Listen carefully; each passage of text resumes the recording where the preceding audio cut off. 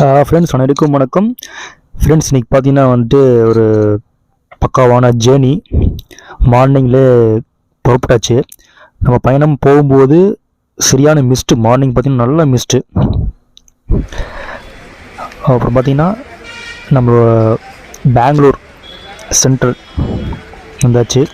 நம்ம இங்கேருந்து கோவாக்கு புறப்பட போகிறோம். ட்ரெயின் ஆல்ரெடி புக் பண்ணியிருந்ததுனால ட்ரெயின் டைம் பார்த்திங்கன்னா ஒரு 2:30க்கு 3 o'clock ட்ரெயின் வந்துச்சு. ஸோ ட்ரெயின் ஏறிட்டோம். கிட்டத்தட்ட பார்த்திங்கன்னா வந்துட்டு மார்னிங் 4:30 தான் ரீச் ஆகும்னு சொல்லியிருக்காங்க.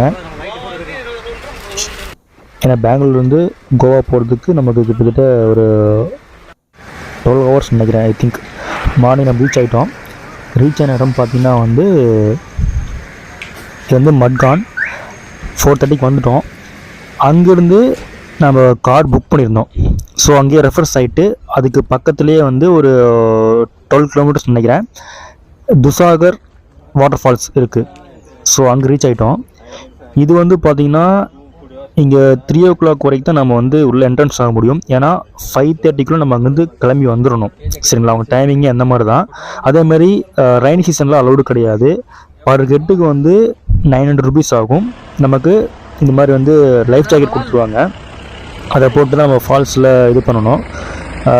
ஸோ உள்ளே போகும்போது பார்த்திங்கன்னா ரோடெல்லாம் ரொம்ப மோசமாக தான் இருந்துச்சு. சரிங்களா? பெட்டராக இருக்கும். நம்ம என்ன சொல்கிறது, இந்த ட்ரக் வந்து நல்லாவே சூப்பராக இருக்கும் இது போகிறதுக்கு.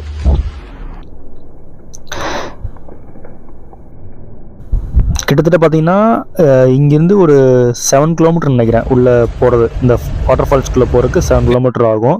போகும்போது பார்த்திங்கன்னா உங்களுக்கு தெரியும், நல்லா அந்த தண்ணிலாம் பார்த்திங்கன்னா நிறைய வந்துட்டு இருந்துச்சு. கிராஸ் ஆகிட்டு அந்த இது ரிவர் வாட்டர் வந்து கிராஸ் ஆகிட்டே இருந்துச்சு. போகும்போது நல்லா என்ஜாய் பண்ணோம். அந்த ட்ரிப் போகும்போது நல்லா இருந்துச்சு.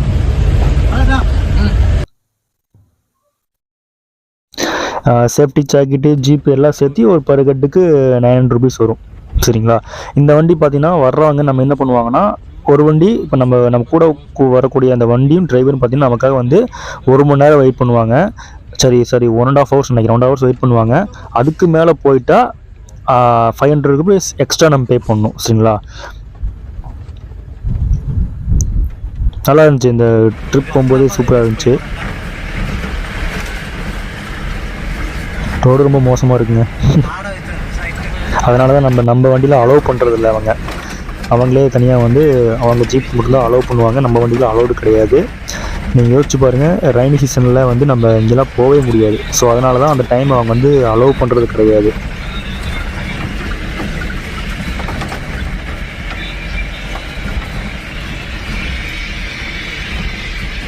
கிட்டத்தட்ட பார்த்திங்கன்னா நம்ம உள்ளே போகிறதுக்கே வந்து ஒரு 40 minutes ஆயிடுது. ஏன்னா ரோடு மோசமாக இருக்கிறதுனால 40 minutes ஆயிடுது.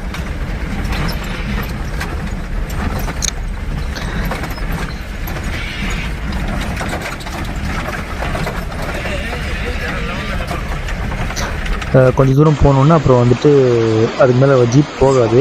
ஸோ நம்ம அங்கேருந்து நடக்க ஆரம்பிக்கணும். ஒரு 1 kilometer நடக்கணும்னு நினைக்கிறேன். I think. ஆமாம், நல்லா இருந்துச்சு. தண்ணிலாம் பியூராக இருந்துச்சு. நடக்கிறதுக்கு நமக்கு ஒரு இன்ட்ரெஸ்டாக இருந்துச்சு. போகிறதுக்கு ஒரு புது அனுபவமாக இருந்துச்சு. போகும்போது நம்ம நியர்பை வந்துவிட்டோம். வாட்டர் ஃபால்ஸ் வந்துட்டோம்.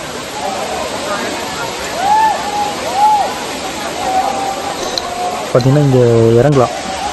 ரொம்ப ஆழம் இல்லை. பட் நீச்சல் தெரியாதவங்க இறங்கக்கூடாது.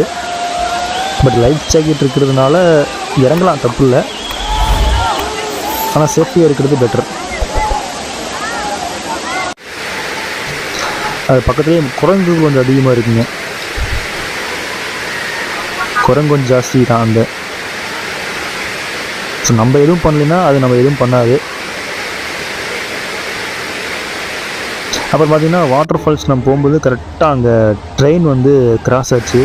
அது சூப்பராக இருந்துச்சு அந்த இது பார்க்குறதுக்கு. ஸோ அதை நான் வந்து கேப்சர் பண்ணேன்.